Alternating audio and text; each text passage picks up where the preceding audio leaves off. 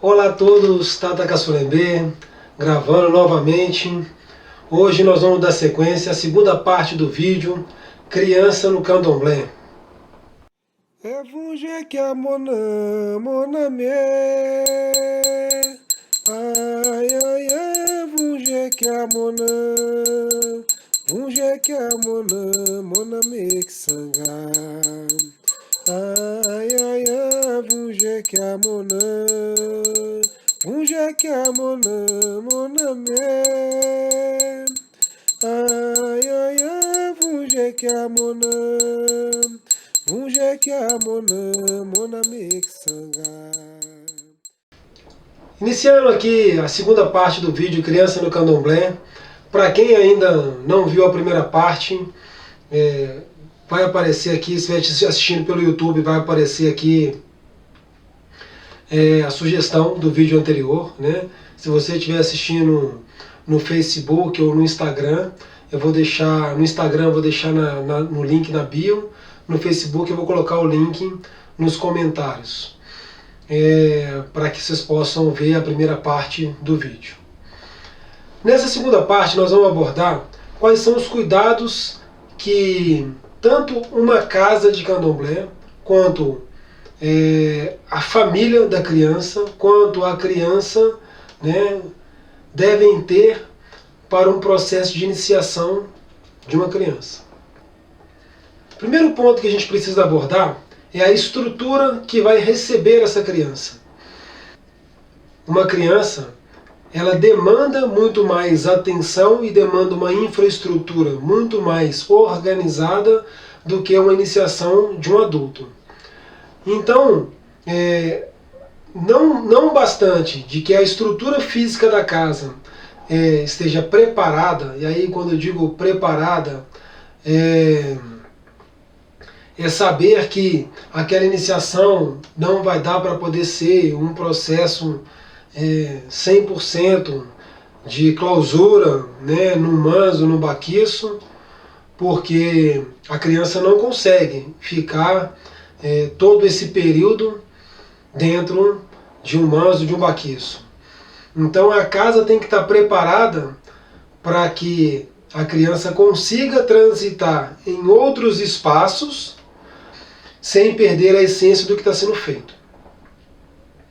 Um outro aspecto muito importante que precisa ser levado em consideração é a parte legal da casa. Independente de ser uma iniciação de criança ou não, mas a parte da legalização da casa é extremamente importante que ela esteja em dia, com toda a documentação ok, com alvará, com ata recente, com tudo que for possível, né, para que aquela instituição se apresente como uma instituição regulamentada, é necessário que tenha, né? Eu não vou nem falar em projeto de pânico, não, mas vamos falar pelo menos do básico, né? As declarações de imposto de renda em dia, vamos colocar assim, o básico do básico para uma casa poder dizer que aquilo ali é um templo religioso e ele está legalizado. Por que que eu falo isso? A gente tem vivido tempos sombrios, né? Os nossos antepassados já viveram tempos piores, muito piores que os nossos, né?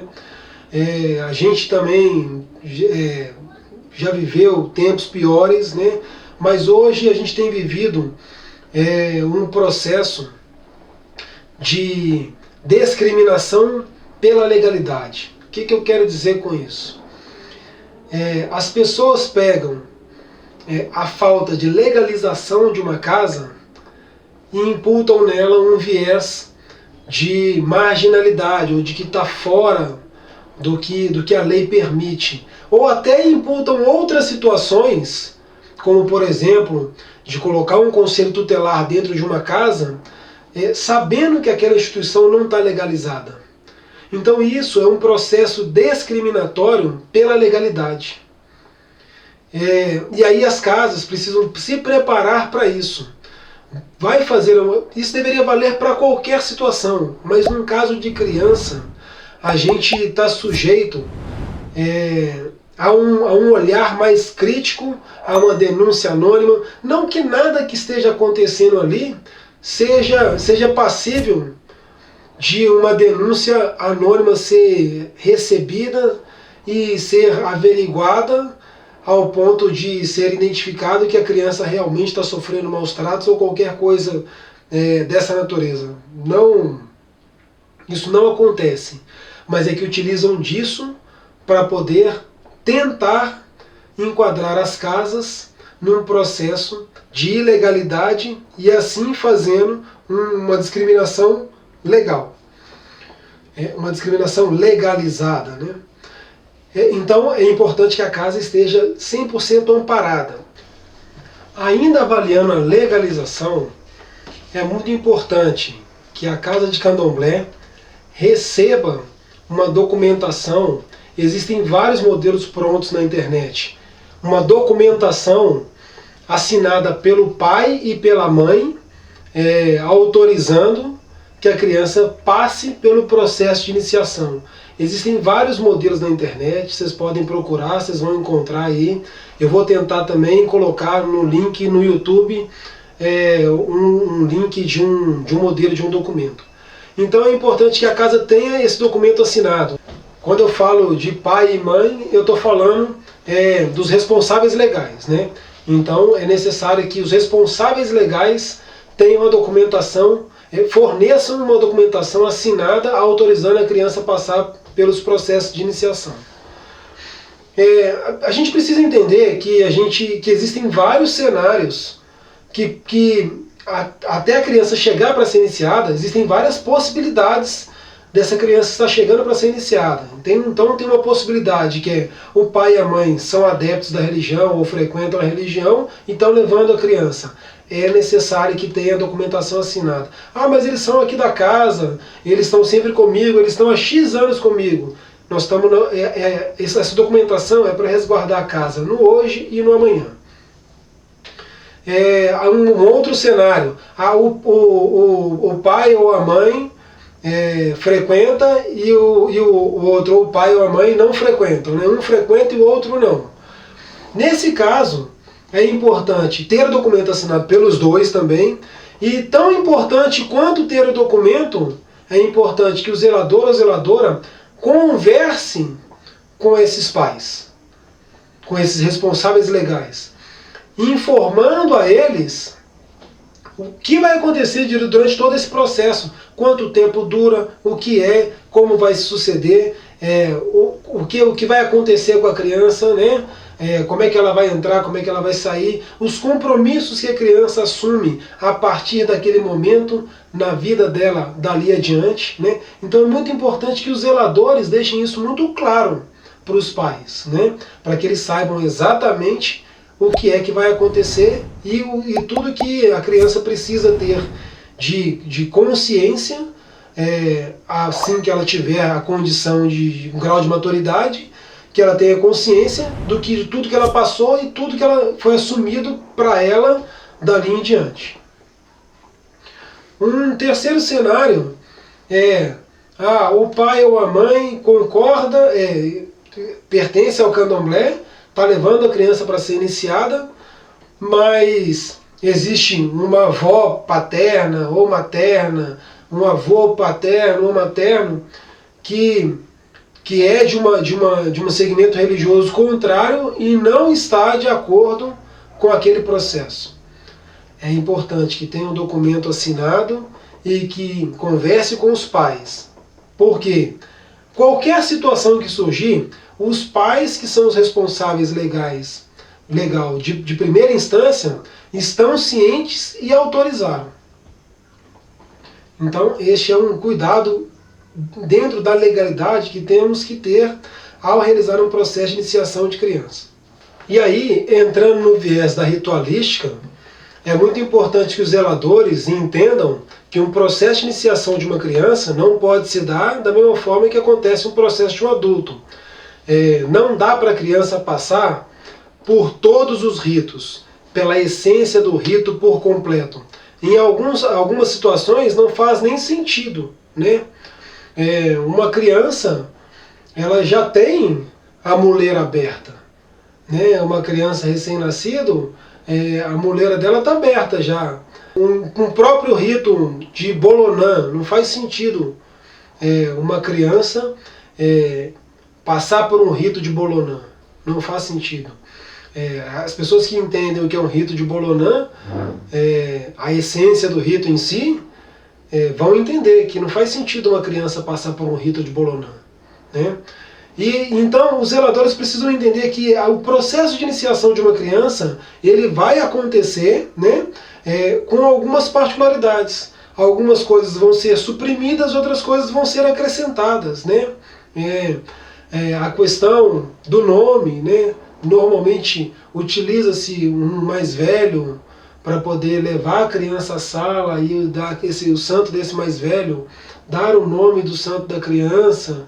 Então, assim, algumas coisas vão ser retiradas dessa ritualística, outras vão ser acrescentadas. Mas é muito importante frisar que não vai ser exatamente igual, é um rito de um adulto. E talvez o cuidado mais importante que deva acontecer neste pré-processo de iniciação de uma criança ser exatamente entender como é a família da criança, para poder saber como a casa vai receber aquela criança dentro do seio dela, né? E fazer com que a família entenda como é que aquela criança está sendo recebida, qual o papel daquela criança naquela comunidade. E não menos importante, as crianças que são iniciadas por um chamado do santo, por uma consulta ao santo, ou que são iniciadas porque os pais têm convicção de que aquela religião, que também não tem nenhum problema nisso, as pessoas têm muito assim, né? Não, só inicia a criança se for um caso de saúde, ou em caso de maleme, de misericórdia. Não, eu não vejo isso, né? Nenhum dos meus 3 filhos foi dessa forma, né? Todos eles entraram porque eu acredito que ali é a melhor religião que eles vão encontrar. Eu não tenho dúvida disso. Eu tenho certeza absoluta. Então, obviamente, o santo é consultado para saber se o santo concorda ou não concorda. Mas a minha vontade da minha esposa, ela foi o ponto de partida para as crianças se iniciarem. E aí é importante que os pais saibam, né, os responsáveis legais saibam que aquele compromisso com aquilo que foi feito para a criança, porque aquilo é uma união, é um casamento, aquilo vai adiante, aquilo ali vai até a eternidade da criança, né? Só é desvinculado da criança ou da pessoa após a pessoa passar. Ainda assim, depois que ela passa, de tempos em tempos, ela é louvada, relembrada, ela é festejada por um dia ter pertencido àquela comunidade.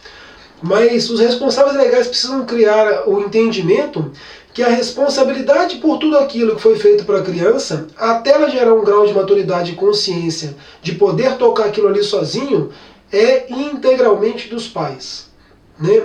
Então zelar por aquilo que foi feito, né? Cuidar para que aquilo que foi feito, proporcionar para que aquilo que foi feito para a criança seja cuidado até ela ganhar uma idade de consciência dela mesma poder fazer, né?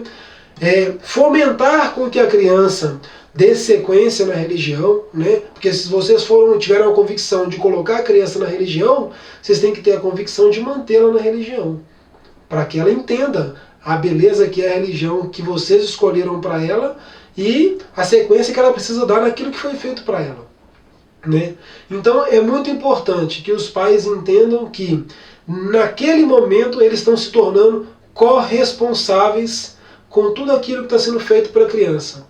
Às vezes o pai ou a mãe, ou os responsáveis legais não têm, vamos falar, a condição de poder cuidar daquilo que foi feito para a criança.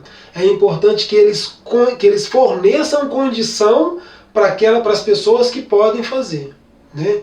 Então, manter sempre um mais velho apoiando a criança durante a iniciação, manter sempre um mais velho apoiando nas épocas de assédio, obrigação e essas coisas, para que a criança consiga dar sequência naquilo que está sendo feito para ela,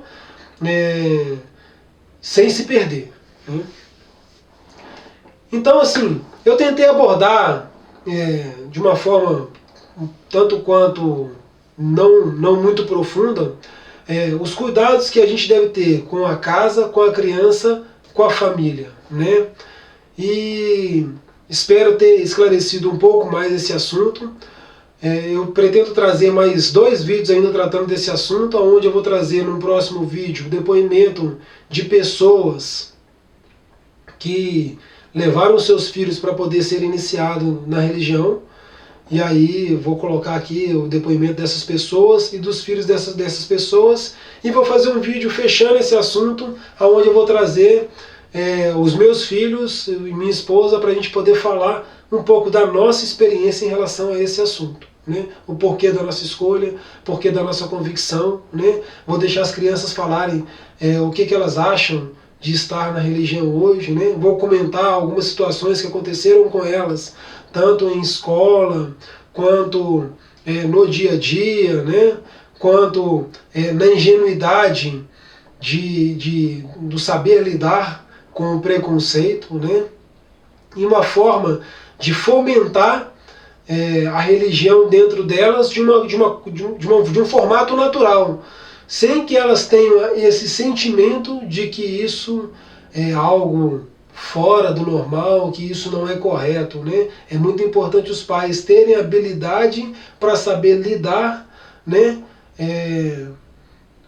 com tudo isso que vai acontecer com as crianças, porque, querendo ou não, elas vão passar por um processo de rejeição social, de intolerância religiosa, e aí cabe a nós que somos pais, preparar essas crianças para poder passar por esses momentos, né? Então, se você gostou do vídeo aí, acha que deve chegar alguém, compartilha. Se você também achou que o conteúdo tá legal, dá um curtir aí. Se quer comentar alguma coisa sobre o assunto, coloque aí nos comentários. Dentro do possível eu vou fazer a leitura e vou fazer intervenções. E se inscreva no canal, convide os amigos para se inscreverem no canal, ative os sininhos para receber as notificações. Desde já eu deixo o meu agradecimento aqui, o meu Zambi Akwatessá, o meu Makoyo a quem for de direito. Um grande abraço e até a próxima.